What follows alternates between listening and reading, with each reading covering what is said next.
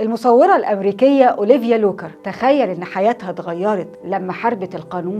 أهلا بيكم، أنا علا أبو السعدات وبرنامج في بلاد بره.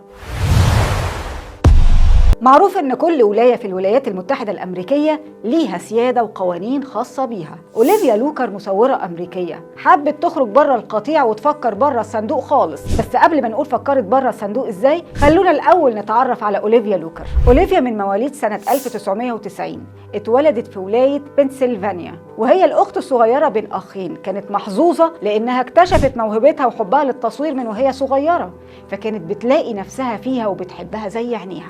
فقررت ان يكون التصوير هو مجال دراستها، فدخلت مدرسة الفنون البصرية في ولاية نيويورك سنة 2009، واخدت الBFA سنة 2013 اللي هي بكالوريوس الفنون الجميلة. الأستاذة أوليفيا اكتشفت ان في قوانين عجيبة وغريبة وتافهة في اغلب الولايات المتحدة الأمريكية.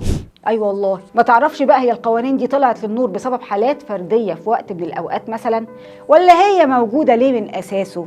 الله، طيب وانت مالك يا ست أوليفيا؟ حد داسلك على طرف يا بنتي؟ ما تعيشي زي باقي الخلق كده وطنشي وركزي في المهم. الصراحة أوليفيا سابت أي حاجة مهمة ممكن الناس تركز فيها، وقررت تخرج بره الصندوق وتركز في الشيء التافه اللي محدش ياخد باله منه ولا يركز عليه حتى، وهي القوانين الغريبة التافهة. وفكرت تعملي بيها إيه يا أوليفيا؟ تعملي بيها إيه يا أوليفيا؟ وطلعت بفكرة جهنمية، إنها تعمل كتاب مصور وتسخر فيه من القوانين دي بصور، كل صورة بتعبر عن قانون من القوانين التافهة بشكل كوميدي. الكتاب ده اسمه فوت ذا لو، أو لقد حاربت القانون. الكتاب على قد ما هو كوميدي وساخر، ولكن كان برضه ليه بعد سياسي، إنها بتقول للمسؤولين بشكل غير مباشر هي إيه لازمة القوانين دي يا مسؤولين، وإزاي مش واخدين بالكم إن في منها لسه موجود لغاية دلوقتي. أوليفيا على فكرة تعرضت كمان لانتقادات بسبب إن بعض القوانين المذكورة في الكتاب تعتبر زي الإشاعات وملهاش وجود أصلا، ولكن في المجمل الكتاب ده ناجح جدا بسبب مادة السخرية اللي فيه. أقول لكم طب ما تيجوا نشوف مع بعض القوانين العجيبة وإزاي صورتها أوليفيا بشكل ساخر في الكتاب اللي ألفته. بيقول لك يا سيدي إن في ولاية ألاباما في قانون إن ممنوع تحط الآيس كريم في الجيب الخلفي للبنطلون. والله، يعني هي المشكلة في الجيب اللي ورا؟ طب لو حطيناه في الجيب اللي قدام يبقى كده عادي؟ المهم، وفي ولاية بنسلفانيا عندهم قانون إن ممنوع إنك تربط الدولار بحبل وتسحبه لما حد يحاول ياخده من الأرض. للحق يعني هزار أوفر الصراحة. وفي قانون تاني بيقول لو حبيت تعدي خطوط في ولاية مينيسوتا فيا ريت والنبي تاخد بالك وانت بتعدي، ويا ريت تعدي لوحدك. القانون بيمنع إنك تعدي وانت حاطط طائر فوق راسك، ما حبكتش يعني. أما في ولاية نيفادا مش قانوني أبدا إنك تحط علم أمريكا على قطعة صابون. الله، إشمعنى يعني؟